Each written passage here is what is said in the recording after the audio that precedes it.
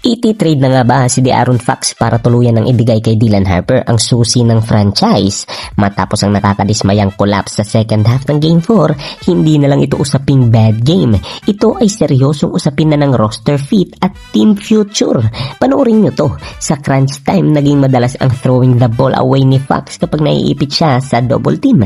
Imbis na basahin ang weak side tag o maghanap ng simple kick-out pass, pinipilit niya ang mga speculative over-the-head passes na madaling ma-intercept ng defense na wala yung composure niya sa ilalim ng physical pressure, dahilan para maging stagnant at predictable ang takbo ng opensa.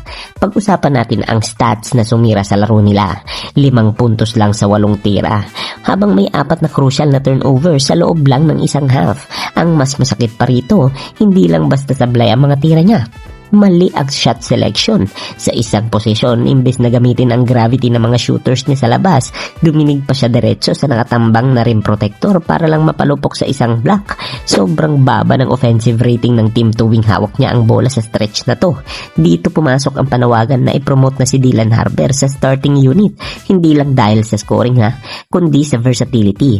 Si Harper ay may physical size at passing vision para makita ang mga open lanes na madalas ma-miss ni Fox kapag mabilis ang rotation ng kalaban. Sa mas mababang usage rate pero mas mataas na efficiency, mas dadaloy ng maayos ang bola sa iba pang kakampi. Sa tingin nyo, ito na ba ang tamang oras para mag-move on ang team kay Fox o masyado pa itong maaga para sa isang laro lang? I-drop nyo ang inyong pananaw sa comment section sa ibaba.